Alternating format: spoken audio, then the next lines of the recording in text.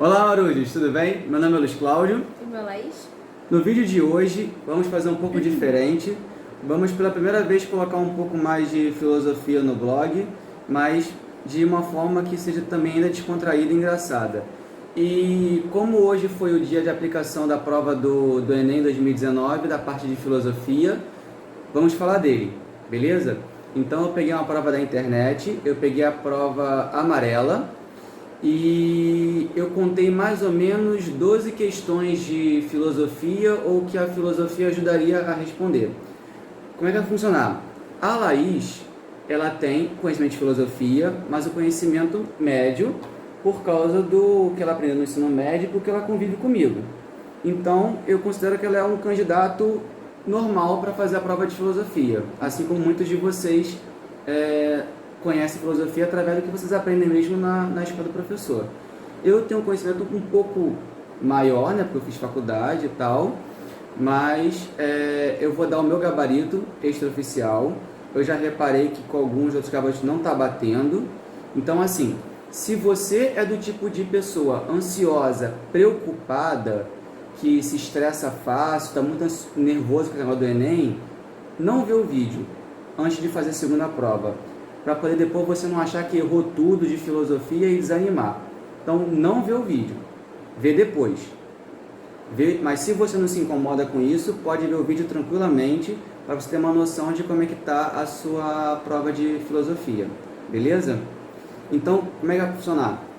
Eu vou ler as questões, uma velocidade um pouquinho maior, vou deixar na descrição do vídeo o link para você baixar a prova, vou deixar também lá anotadinho o gabarito dessa prova amarela, com o número das questões. Eu vou ler, ela já vai ler comigo, em silêncio, e eu vou dar para ela 2 minutinhos para responder.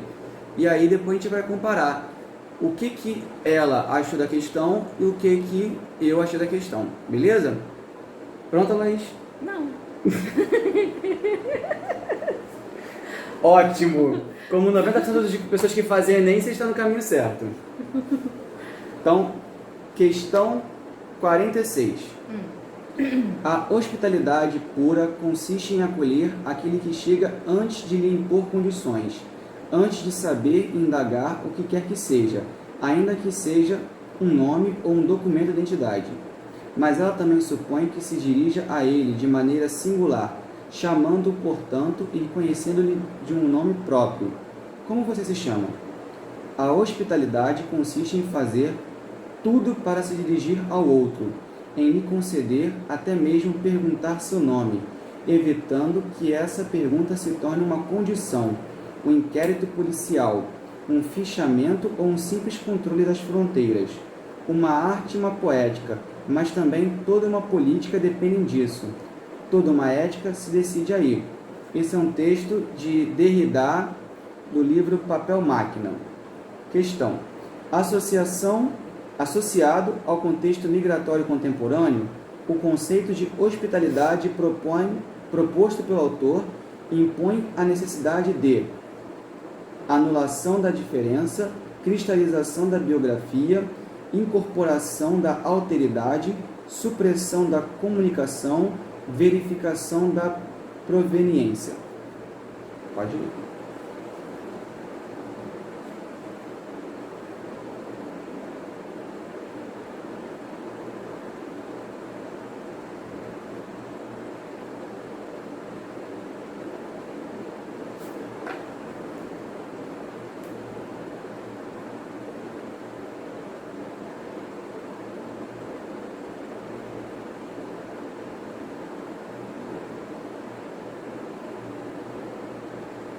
Tem que marcar?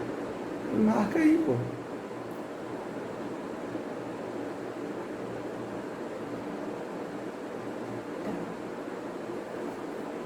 Você escolheu a letra?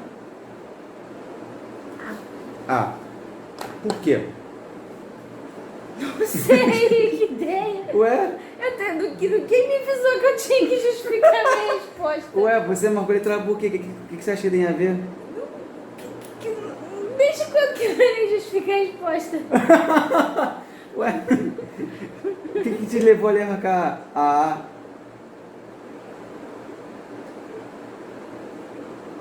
É o que mais fazia sentido? Pra mim... A de amor, porque tá precisando de muito amor Que é na a sua vida. Porque é a primeira É a primeira da lista. da lista. Então, no meu gabarito, a 46 é letra C, incorporação da alteridade. Então, galera, o texto não deixa muito claro. Derrida não é um filósofo trabalhado normalmente, apesar dele ter a sua importância na contemporaneidade. A anulação da diferença é realmente a que mais confunde. A cristalização da biografia não tem nada a ver. Supressão comunicação não. Verificação de proveniência não. Realmente as duas seria a A e a C.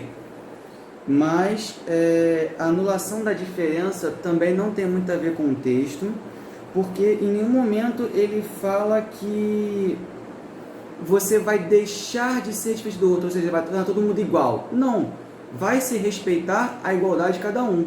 O que muda é a questão de como você respeita o outro, porque alteridade significa o respeito ao outro. Então, você está incorporando o respeito ao outro, ou seja, a pessoa que é hospitaleira, ela incorpora em si o respeito à outra pessoa. Ok? Ok. Entendeu? Então, próximo. Né? Questão 47. Em sentido geral e fundamental, direito é a técnica da coexistência humana, isto é, a técnica voltada a tornar possível a coexistência dos homens. Como técnica, o direito se concretiza em um conjunto de regras, que nesse caso são leis ou normas, e tais regras têm por objetivo o comportamento intersubjetivo, isto é, o comportamento recíproco dos homens entre si. Abaniano, nunca soube pronunciar esse nome, Dicionário de Filosofia. O sentido geral e fundamental do direito, conforme foi destacado, refere-se a aplicação de códigos legais, regulação do convívio social, legitimação de decisões políticas, mediação de conflitos econômicos, representação da autoridade constituída. Pode ir.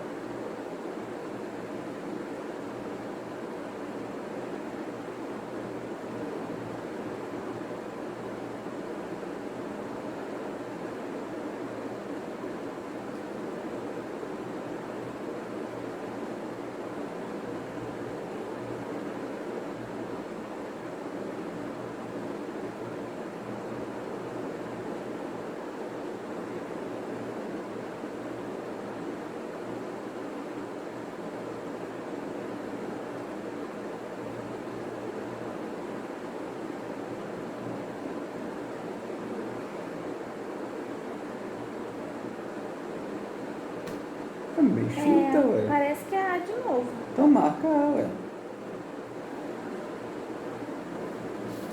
Por que você acha que é A? É, porque fala de lei, de comportamento social, essas coisas, comportamento social. Entendi. Então, pelo meu gabarito extraoficial, se é letra B, regulação do convívio social. Gente, aqui é questão de essência. Quem lembra, a filosofia está buscando o fundamento, o início. Está até mesmo aqui no texto, né, em sentido geral e fundamental. Ou seja, o que é o direito na sua essência? Para que surgiu o direito? Essa é a questão. Na verdade, a lei ela só existe para poder botar uma regra de convívio de pessoas. Na verdade, as pessoas começaram a conviver sem leis, sem regras. foi no conviver que elas começaram a criar algumas leis, e diz, né, na história da legalidade, né, que a lei ela surge para poder facilitar o ensinamento para o jovem, para a criança, para o adolescente entrar na sociedade, e também para ajudar o estrangeiro. Então, o direito nada mais é do que uma forma de organizar a forma de convívio social, o que você pode, o que você não pode fazer, qual é o seu limite, qual é o limite do outro. Então, o direito serve para regular o convívio social. Ok? Tranquilo, galera? Então, letra B da questão 47. Próxima página.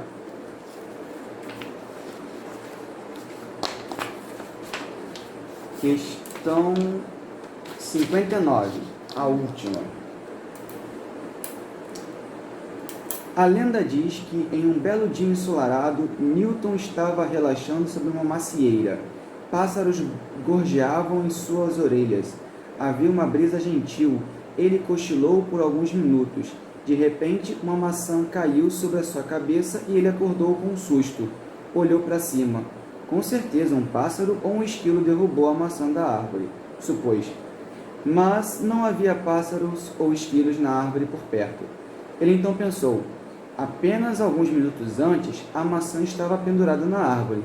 Nenhuma força externa fez ela cair. Deve haver alguma força subjacente que causa a queda das coisas para a terra. Do livro do autor Silva Martins, Estudos de História e Filosofia das Ciências. Aí vem a questão. Em contraponto a uma interpretação idealizada, o texto aponta para a seguinte dimensão fundamental da ciência moderna: falsificação de teses, negação da observação, proposição de hipóteses, contemplação da natureza e universalização de conclusões. Pode fazer.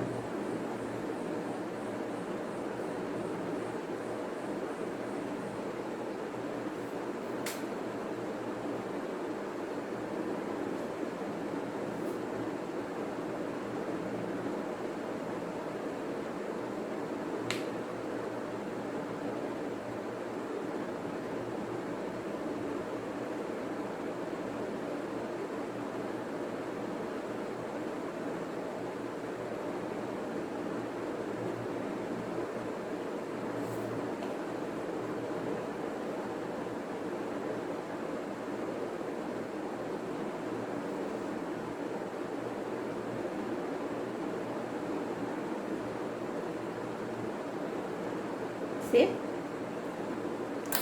Ei, muito bem! Letra C. Aleluia, não vou tirar zero. Não vai tirar zero, que bom, né? Proposição de hipóteses. Então, essa questão mistura um pouco de ciências geral com a filosofia, epistemologia, a teoria do conhecimento, que mostra o surgimento do pensamento moderno, que, para quem não lembra, né, veio da filosofia. Tudo era filosofia até criarem o método científico pelos filósofos, e aí separou a filosofia da ciência como a gente conhece hoje. Então, a resposta é proposição de hipóteses, porque assim começa a ciência em muitas das teorias filosóficas, né? Você tem uma hipótese, e da hipótese você tenta experimentar diversas coisas para comprovar a sua hipótese. Tranquilo? Ok. Ok. Então, próxima. 64. E agora é medieval, hein? Ser católica tem que dar seu jeito de acertar. Oi? Não? Que ideia. Já terminei o ensino médio há muito Se tempo. errar, você vai conseguir puxar teu pé. Ai dele. Vamos lá. Ai, Jesus. Questão 64 da prova amarela. De fato, não é porque o homem pode usar a vontade livre para pecar que se deve supor que Deus a concedeu para isso. Há, portanto, uma razão pela qual Deus deu ao homem esta característica, pois sem ela não poderia viver e agir corretamente. Pode-se compreender, então, que ela foi concedida ao homem para esse fim, considerando-se que, se um homem a usa para pecar, recairão sobre ele as punições divinas. Ora, isso seria injusto se a vontade livre tivesse sido dada ao homem não apenas para agir corretamente, mas também para pecar. Na verdade, por que deveria ser punido aquele que usasse sua vontade para o fim para o qual ela lhe foi dada? Agostinho, o livre-arbítrio. Nesse texto, o filósofo cristão Agostinho de Hipona sustenta que a punição divina tem como fundamento a. O desvio da postura celibatária, b. Insuficiência da autonomia moral, c. Afastamento das ações de desapego, d. Distanciamento das práticas de sacrifício, e. Violação dos preceitos do Velho Testamento.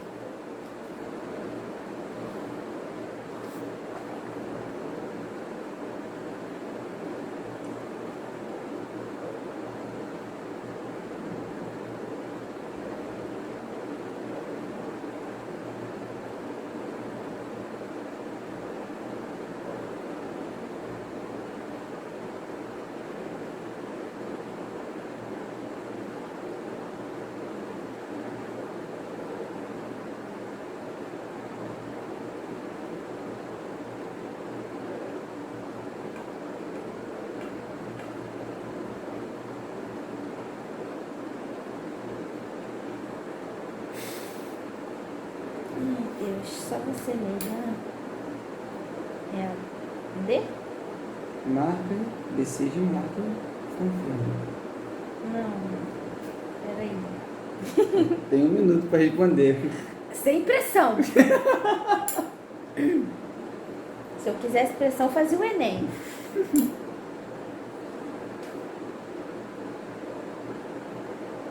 Tem que ler mais meu blog ainda. Você já falou sobre isso?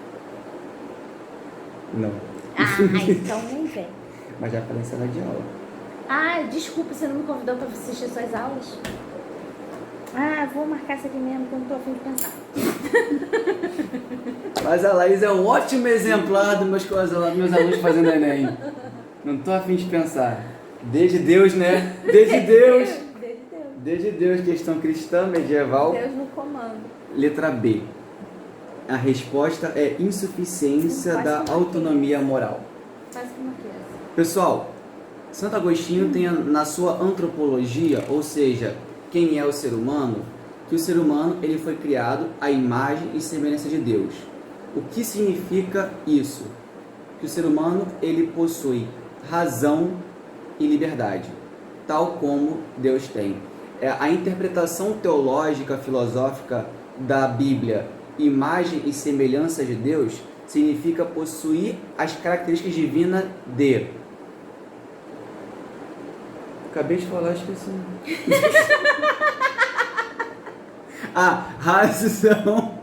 Razão e liberdade. Depois eu que sou maluca. Então o ser humano possui razão e liberdade. O problema é que, como estava na Bíblia, o ser humano pecou, ou seja, ele desobedeceu Deus. Ele usou da liberdade dele para fazer algo que Deus não queria. A partir desse momento, o ser humano, manchado pelo pecado original, ele começa a ter a possibilidade de errar. A liberdade, o livre-arbítrio, essa relação liberdade e livre-arbítrio de Santo Agostinho, que também entra na sua ética, é que o ser humano ele pode fazer o que ele bem entender, tanto o bem quanto o mal. Se ele não tivesse essa possibilidade de escolha, ele seria manipulado por Deus. Deus teria criado o ser humano para fazer exatamente aquilo que Deus quisesse. E não é isso que Deus queria. Deus queria que o homem pudesse escolher. É óbvio que Deus queria que o homem escolhesse seguir Deus e os mandamentos. Mas o ser humano pode errar. E o pecado original deixou ele manchado de tal forma que ele acaba errando propositalmente. Então, a punição divina, ela vem para quê? Para dar um condicionamento, dar um plus, dar uma ajuda para que o ser humano não erre. Porque sozinho ele não tem autonomia moral. O ser humano, se deixar ele decidir por conta própria, ele vai fazer merda. É isso. Segundo Agostinho. Se deixar o ser humano agir sozinho, ele vai fazer merda. Estava certo. E aí, Deus coloca a punição divina como uma forma de relembrar o homem para não fazer besteira. Ok? Ok. Seguindo. Próximo. Manda o próximo. Questão 66. Achei. Em nenhuma outra época o corpo magro adquiriu um sentido de corpo ideal e esteve tão em evidência como nos dias atuais. Esse corpo, nu ou vestido, exposto em diversas revistas femininas e masculinas, está na moda. É capa de revistas, matérias de jornal, manchetes publicitárias e se transformou em sonho de consumo para milhares de pessoas. Partindo dessa concepção, o gordo passa a ter um corpo visivelmente sem comedimento, sem saúde, um corpo estigmatizado pelo desvio, o desvio pelo excesso. Entretanto, como afirma a escritora Marilyn Wan, é perfeitamente possível ser gordo e saudável. Frequentemente, os gordos adoecem não por causa da gordura, mas sim pelo estresse, pela opressão a que são submetidos. É um texto de Vasconcelos, Sudo e Sudo, pessoas diferentes, Um peso na alma, o corpo gordo e a mídia, da revista Mal-Estar e Subjetividade. A questão é, no texto, o tratamento predominante na mídia sobre a relação entre saúde e corpo recebe a seguinte crítica: difusão das estéticas antigas, exaltação das crendices populares, propagação das conclusões científicas, reiteração dos discursos hegemônicos, contestação dos estereótipos consolidados. Pode fazer.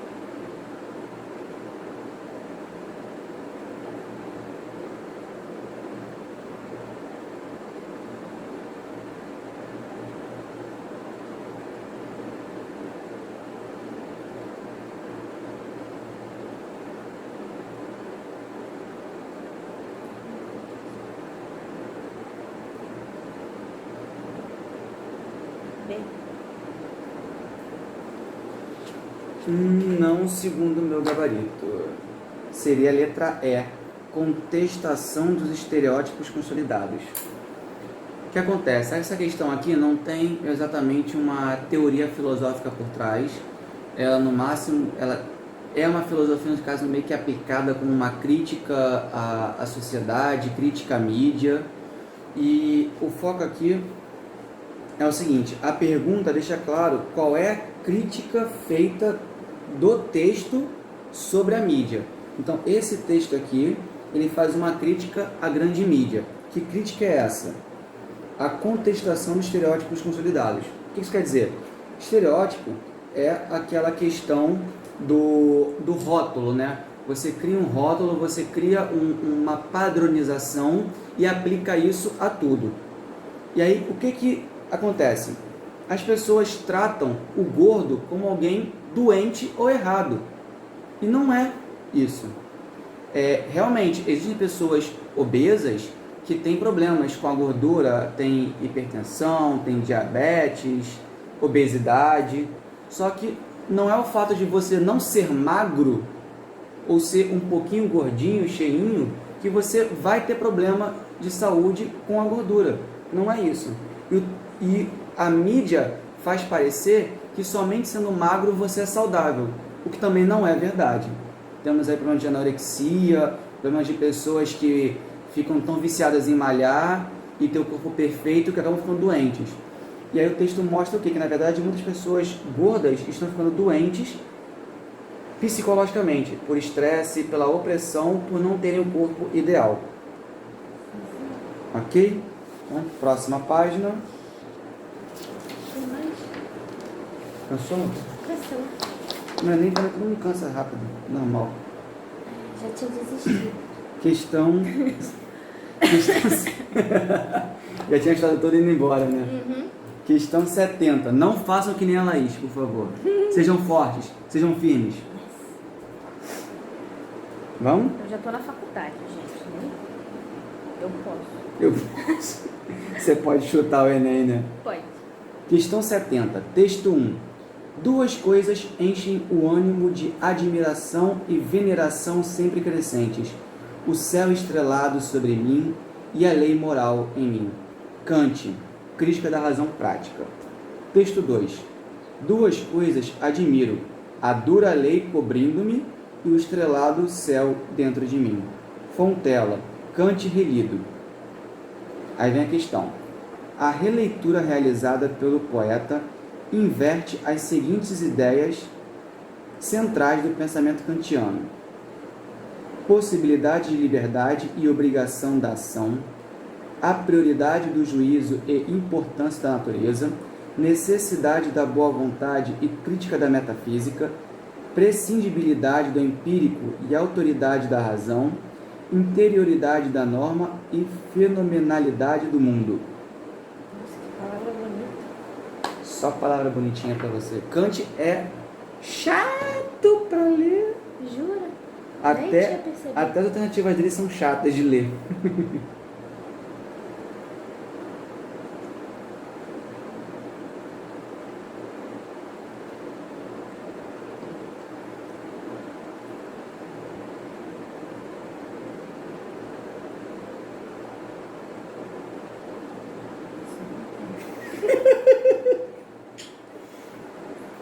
Vai, amor, canta pra ver se você aprendeu alguma coisa. Cantar? É, cante, canta. Nossa. A todos meus alunos fazem essa piada e quando eu faço...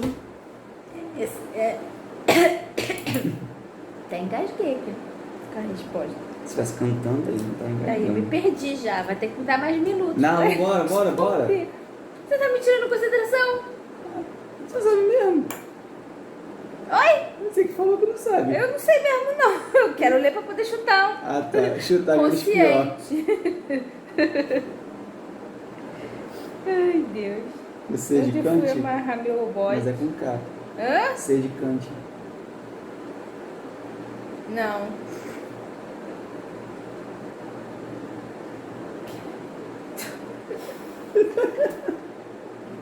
Cara, eu vou chutar qualquer coisa, Dê. Pô, você cismou com Deus, né? É Deus.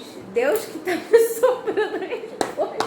Ó, tá me sobrando a resposta errada. Mas falou tudo errado, Senhor. Errou feio, errou rude. A resposta é possibilidade da liberdade e obrigação da ação. Para de me chutar. Ah, desculpa. Essa é a alternativa que menos tem palavra difícil, né? Curiosamente. Gente, a crítica da razão prática, que é a parte ética de Kant, tem duas grandes preocupações.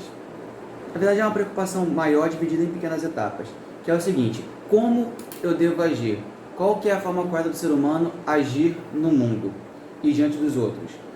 E o que ele está preocupado? Um é saber até onde vai a liberdade dele, o que significa a liberdade para o ser humano, né, no caso. E a outra coisa é entender como que funciona o agir do ser humano. Que era essa? O que foi? Tá com sono? Não, eu tava pensando aqui em liberdade. Eu fazendo questão do Enem. Eu não tenho liberdade na minha vida. Mas aqui eu tenho liberdade. Você tá aqui, ó, na obrigação da ação. Ah, tá, desculpa. Você tem que fazer, tem que gravar o vídeo dominical. Pô, eu precisava ser do Enem. Amo filosofia. Da puta. Como é que você fala isso no vídeo do meu Eu falei blog? que eu amo filosofia. Ué. Só não gosto de fazer prova. Simples assim. Tá querendo meus alunos que fala, professor, eu adoro, menos a tua matéria e as tuas provas. Nossa, que maldade. Veio até caracterizado, né? Pra poder sentar o sarrafo em mim, né? Eu não, quem fez foi o Enem, não fez a prova do Enem, ninguém pagou fazer a prova do Enem. Então, a outra questão de Kant é: se existe liberdade, como eu devo agir? E o grande conflito dele é que ele percebe que existe uma lei moral no ser humano. Essa lei moral obriga ele a agir de uma forma reta. Aqui vai entrar no imperativo categórico, que não adianta explicar, porque se ela já está puta, já é cansada, imagina explicar o imperativo categórico agora, né? Agora que termina. Então, no blog, depois, futuramente, eu faço um texto sobre imperativo categórico, mas ele dá a entender que o ser humano ele é obrigado a agir pela moral.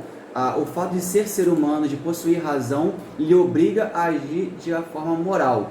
Então, a questão dele é a liberdade e a obrigação da ação. No caso do texto do Kant, o que ele fala? O céu estrelado sobre mim mostra que o ser humano ele está livre, ele tem um espaço amplo para agir, mas a lei moral lhe coloca uma obrigação. Ele pode fazer tudo, mas não pode contradizer a própria moral que tem na razão humana. Ok? E o texto do poeta, ele faz uma piada, uma paródia com isso, invertendo, dizendo que o contrário. Na verdade, nós temos uma lei que nos obriga a agir de um jeito, que é uma lei externa, e dentro de nós, que nós não temos obrigação nenhuma. Nós somos totalmente livres dentro de nós e obrigados externamente. Totalmente contrário de Kant. Sim. Ok? Ok. Próxima folha. Está acabando. Ela acaba no 90. Mas não são todas de filosofia, calma. Ah, tá. Questão 8.1. Nenhuma? Não. 8.1. Dizem que Rimbaud, naturalista do século XIX, maravilhado pela geografia, flora e fauna da região sul-americana, via seus habitantes como se fossem mendigos sentados sobre um saco de ouro, referindo-se às suas comensuráveis riquezas naturais não exploradas. De alguma maneira, o cientista ratificou nosso papel de exploradores da natureza, no que seria o mundo depois da colonização ibérica. Enxergou-nos como territórios condenados a aproveitar os recursos naturais existentes. A costa bem viver. Aí vem a questão. A relação entre ser humano e natureza, ressaltada no texto, refletia a permanência da seguinte corrente filosófica: relativismo cognitivo, materialismo dialético, racionalismo cartesiano, pluralismo epistemológico, existencialismo fenomenológico.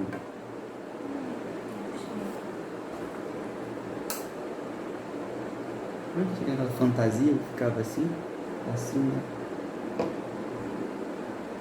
Você quer que eu chute qualquer coisa aqui? Eu vou chutar sua canela daqui a pouco. Não vou chutar mesmo de qualquer maneira. Dá pra fazer essa aí, facinho. É, porque eu lembro de todas as teorias que eu aprendi no ensino Nossa, médio. a questão foi péssima, mal formada pra caramba, odiei essa questão. Desde quando questões são bem formuladas? Ah, eu faço uma questão muito boa de filosofia. Tá, você é diferente. Enem me contrata. Tamo junto? Ai, tô até chorando.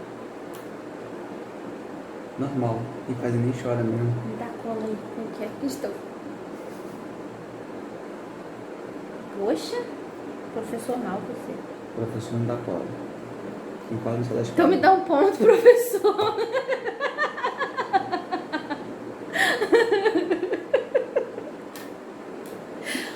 Ponto de presença, né? Só porque Claro, você veio, né? se quiser eu assino meu nome. Ah, mas ele perguntou quantos pontos ganha pra assinar o nome dele na prova, né? Pode. Eu me desconcentrei, você percebeu, né? Novidade, né? Então, assim. Você tem DH? Hã?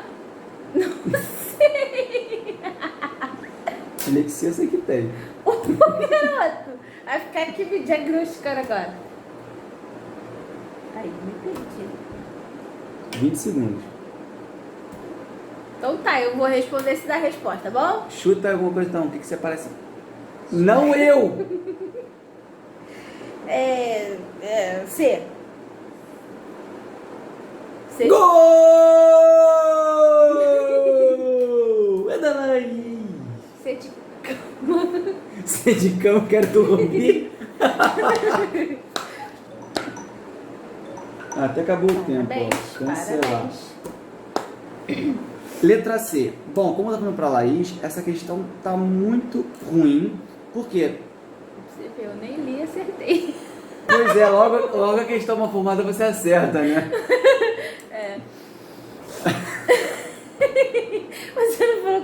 dislexia, de repente ajudou. Então, o que acontece? O texto fala de uma coisa e a pergunta é outra.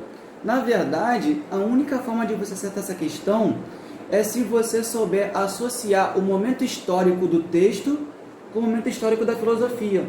Porque em nenhum momento o texto te leva a pensar o racionalismo cartesiano.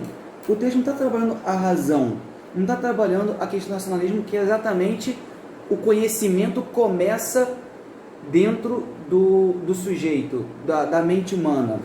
Aqui, na verdade, está retratando o pensamento moderno, que é o pensamento do ser humano antropológico, o antropocentrismo, que é o ser humano que agora é o centro do universo e, por isso, a natureza pode ser explorada por ele. Por isso o texto fala de exploração da natureza. Então, o pensamento racionalista, ele surgiu junto com o antropocentrismo, ou o antropocentrismo veio do racionalismo, mas o texto não leva você a pensar isso. Então, meio que o texto para mim foi jogado para fazer uma pergunta. Tinha muito texto melhor para perguntar que corrente filosófica era essa. A coisa botava o texto sem citar o filósofo, para poder não dar uma dica, mas eu achei mal formulado. O relativismo, materialismo, pluralismo epistemológico e essencialismo são correntes filosóficas contemporâneas. A única corrente filosófica moderna e que tem a ver com que vai levar a essa noção do ser humano por natureza é o racionalismo. Mas eu não gostei. Nem eu. Nem você, né, meu bem? Não gostei nada. Mas você acertou. Pra entender, né? Eu sou boa de chute. Muito bem. Próxima. Meu Deus. Questão 8.4. Penso que não há um sujeito soberano, fundador, uma forma universal de sujeito que poderíamos encontrar em todos os lugares. Penso, pelo contrário, que o sujeito se constitui através das práticas de sujeição ou, de maneira mais autônoma, através de práticas de liberação, de liberdade, como na antiguidade, a partir, obviamente, de um certo número de regras, de estilos que podemos encontrar no meio cultural. Foucault, ditos escritos 5, Ética, Sexualidade e Política. Minha questão. O texto aponta que a subjetivação se efetiva numa dimensão A. Legal, pautada em preceitos jurídicos. B. Racional, baseada em pressupostos lógicos. C. Contingencial, processada em interações sociais. D. Transcendental, efetivada em princípios religiosos. E. Essencial, fundamentada em parâmetros substancialistas. Pode ir.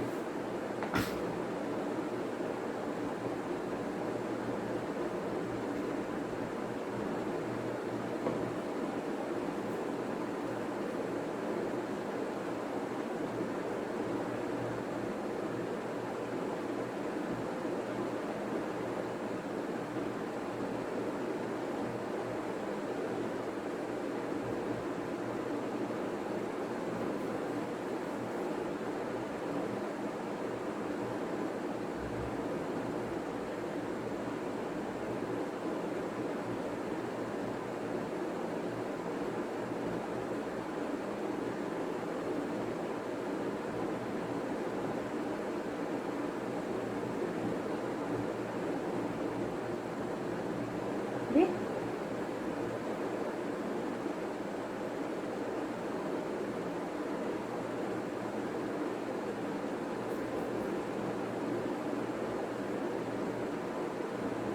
B. Botei B. Por quê? Sei lá. Porque sei lá não é resposta, né? E lá na filosofia tem uma resposta certa para tudo? Ai, essa doeu. Letra C. Contingencial. Por uma quedinha você não acerta, né? Mas putinho pra baixo. Contingencial. Processar. Pode dar meio ponto, né? Fala, você é tão perto assim. Contingencial processada em interações sociais. Bom, essa questão de Foucault, que também não é um filósofo que cai muito, é uma questão que pega um pouco de ética e um pouco de política. Para Foucault, então, o que significa contingencial, gente? Contingencial é o que não é necessário. Explicando. Necessário, o que tem que acontecer. Contingencial, pode acontecer ou não. É opcional, não é obrigatório. Ok? Então, o Foucault está defendendo a ideia de que a forma como nós interagimos, como nós nos organizamos, como nós nos relacionamos, ela não pode ser imposta. Ela tem que vir naturalmente da relação com o outro. Então, por exemplo, a sociedade brasileira tem uma forma de pensar. Então, é nessa forma de pensar e de agir dos brasileiros que vamos criando o nosso modo de agir, de ser, o que a gente considera como certo e como errado. Em outras sociedades, que têm pensamentos diferentes, vão criar outros ordenamentos de certo e errado. Não pode vir ninguém fora do meio social e falar, a partir de agora temos que agir assim. Por isso que está errado o jurídico, ou seja, não pode uma lei impor a gente o que fazer, não é racional, isso aqui é interessante, para Foucault não é razão que vai guiar isso, ou seja, pressupostos lógicos, como tipo, existe uma lógica por trás do agir do ser humano, não existe, não é transcendental, ou seja, não está para além da sociedade, para além da nossa natureza, muito menos a ver com religião, e também não é essencial, ou seja, nós não nascemos com uma forma correta de agir, nós aprendemos a agir através da sociedade que a gente vive, ok? Ok. 85, nessa folha mesmo. Texto 1. Os segredos da natureza se revelam mais sobre a tortura dos experimentos do que no seu curso natural. Francis Bacon, Novum Organum, 1620. Texto 2. O ser humano, totalmente desintegrado do todo, não percebe mais as relações de equilíbrio da natureza. Age de forma totalmente desarmônica sobre o ambiente, causando grandes desequilíbrios ambientais. Guimarães. Os textos indicam uma relação da sociedade diante da natureza caracterizada pela objetificação do espaço físico, retomada do modelo criacionista, recuperação do legado ancestral, infalibilidade do método científico, formação da cosmovisão holística. Tá ok, né? Tempo.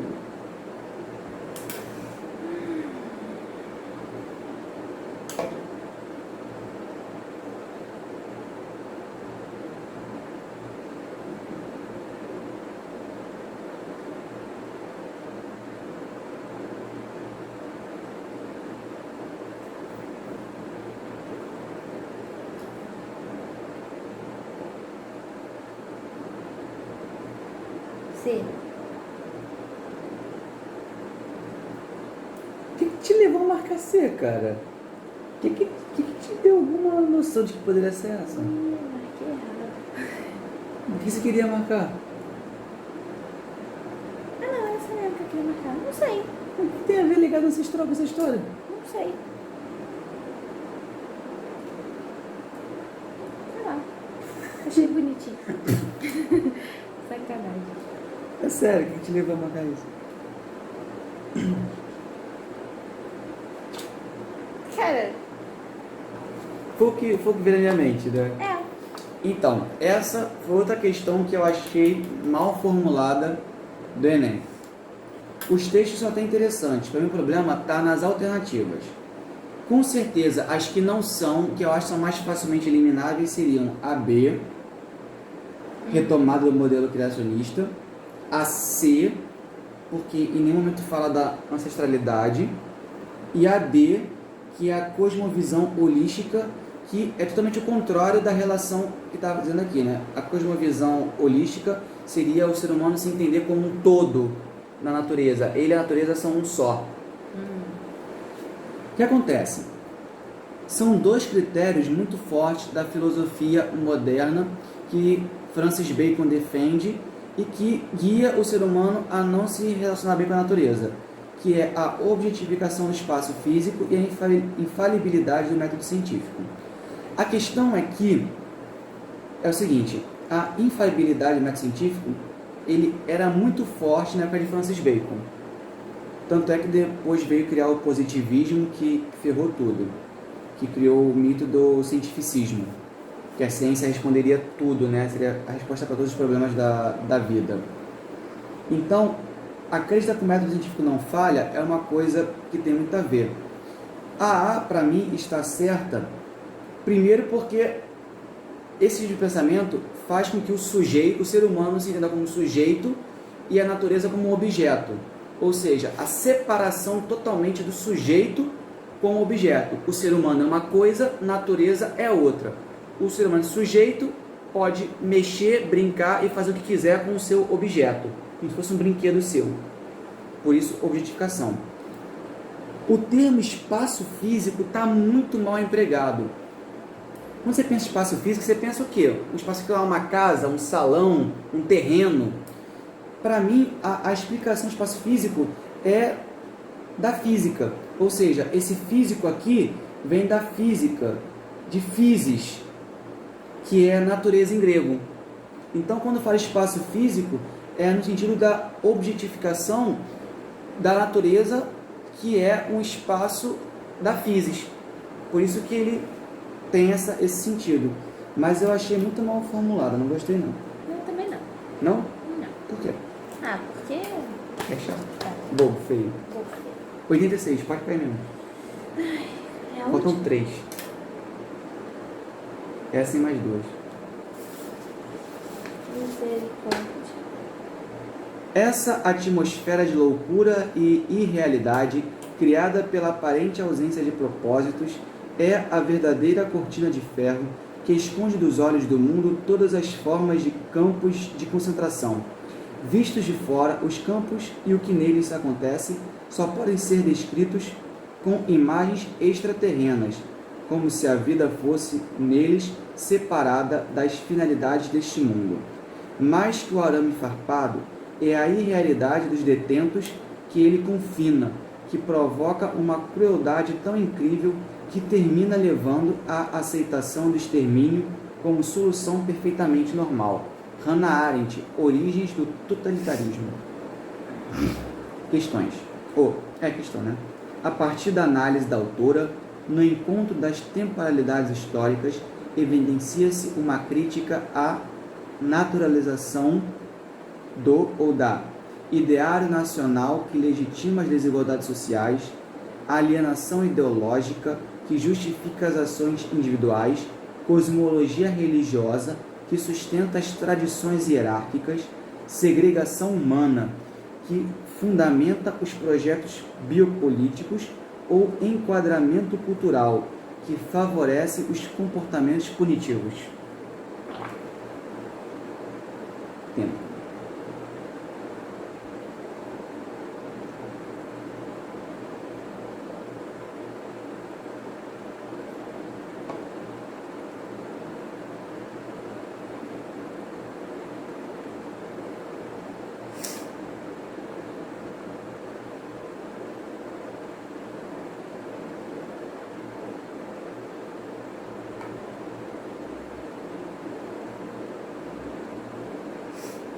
É.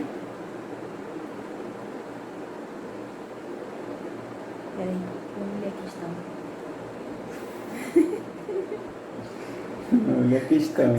Você leu a alternativa, chegou que é uma bonitinha sem marcar? É, foi isso mesmo que eu pensei. Não, errou. Errei. Errou. Letra D. Segregação humana que fundamenta os projetos biopolíticos. Essa questão ela é interessante, ela não é fácil de responder. Eu acho que ela exige um pouco mais de conhecimento da Arendt, que ela passou pela Segunda Guerra Mundial, então ela passou pelo nazismo, ela viu o que aconteceu, ela viveu depois, obviamente, e viu a continuidade da forma de segregação do ser humano. Ou seja, a gente para ela, ficou muito preso na questão do judeu no campo de concentração e esquecemos que no dia a dia nós segregamos as pessoas, nós isolamos algumas classes, nós menosprezamos algumas raças, nós não gostamos de alguns estrangeiros no nosso território, então nós acabamos continuando a fazer o que o governo nazista fez, só que não de forma tão explícita, mas de forma implícita.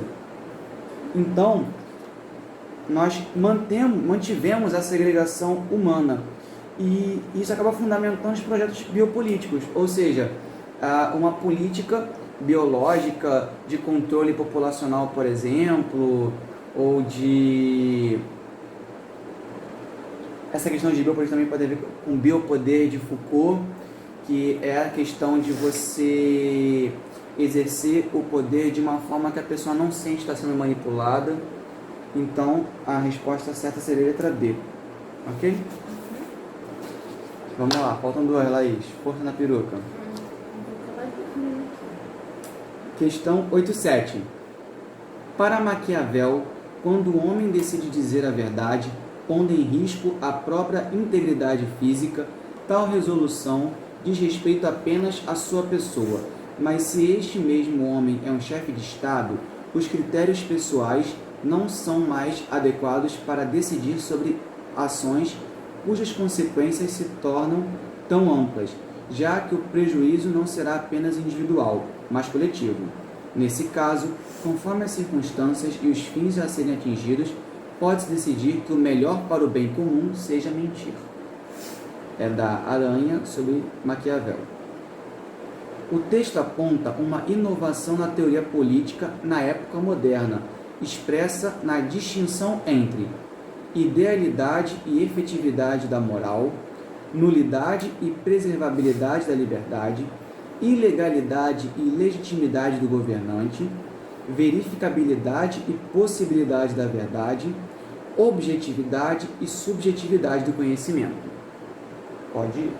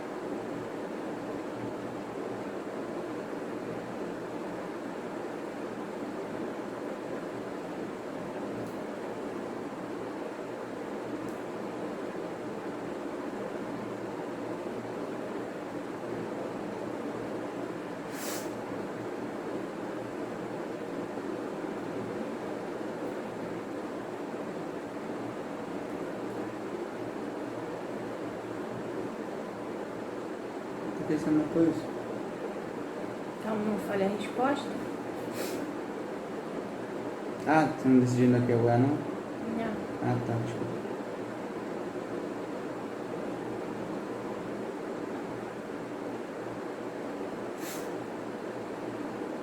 Cadê? Por quê? Porque eu quis.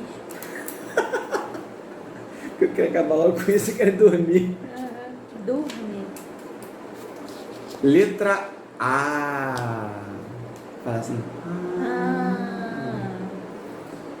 Gente, quem não lembra, Maquiavel, que foi o precursor da política moderna, quando ele fez a separação entre ética e política. Então, para ele, ética tem a ver com o privado, a sua vida privada. Política tem a ver com o problema público. Quando você está assumindo uma função pública, no caso aqui específico do governante, a sua preocupação é com o todo e não com o eu. Então, não entra moral na política, segundo Maquiavel. Essa foi a grande diferença dele. Então, o que está falando o texto? Se você fala a verdade e assume o risco de sofrer uma lesão, de apanhar, de ser humilhado, de ter um problema, ok, você pode fazer isso. Mas você não pode fazer isso com outras pessoas. Você não pode, por uma atitude sua, colocar em risco outras pessoas que você é responsável. Então, se for melhor para os outros que você minta, mente. Porque mentir não é imoral. Ou melhor, mentir é imoral, mas como moral não tem a ver com política, não estaria errado um político mentir. Por isso a questão a idealidade, ou seja, o ideal de moral, que seria o nunca falar errado, nunca mentir, e a efetividade moral, que é o que? O bem que está fazendo para as pessoas que estão ao teu redor. Ok? Então, letra A da 87. Última! Questão 89. Texto 1. Considero apropriado deter-me algum tempo na contemplação deste Deus todo perfeito, ponderar totalmente à vontade seus maravilhosos atributos, considerar, admirar e adorar a incomparável beleza dessa imensa luz. Descartes, Meditações. Texto 2. Qual será a forma mais razoável de entender como é o mundo? Existirá alguma boa razão para acreditar que o mundo foi criado por uma divindade toda-poderosa? Não podemos dizer que a crença em Deus é apenas uma questão de fé. Os textos abordam um questionamento da construção da modernidade que define um modelo A. Centrado na razão humana, B. Baseado na explicação mitológica, C. Fundamentado na ordenação imanentista, D. Focado na legitimação contratualista, E. Configurado na percepção etnocêntrica.